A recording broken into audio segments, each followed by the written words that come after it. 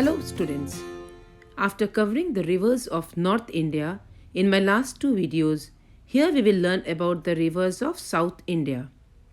Let's begin with the river Kaveri, which rises from the Brahmagiri range on the Western Ghat, then flows eastwards through Karnataka and Tamil Nadu, and finally drains into the Bay of Bengal.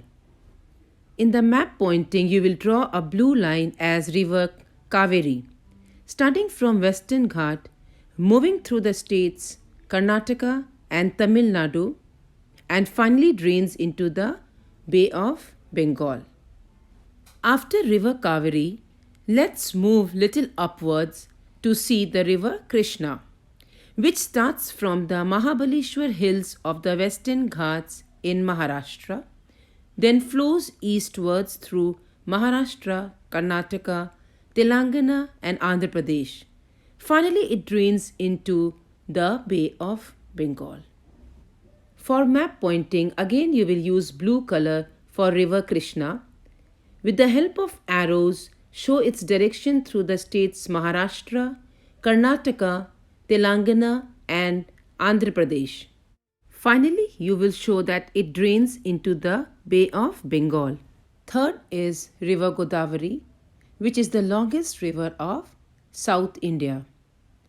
It rises from Trimbakeshwar in the Western Ghats in Maharashtra, then flows eastwards through Maharashtra, Telangana and Andhra Pradesh, and finally joins the Bay of Bengal.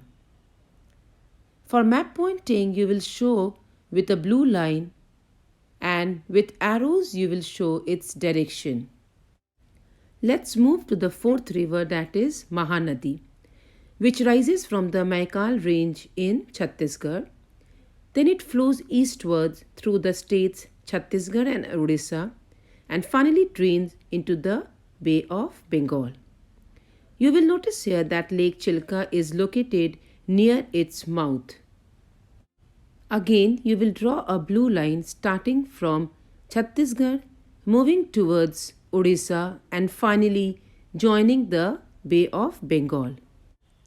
Now, we will see river Tapti, also known as Tapi, which starts from Mahadev Hills in the Satpura range. Last is our river Narmada, which starts from Maikal range in Chhattisgarh.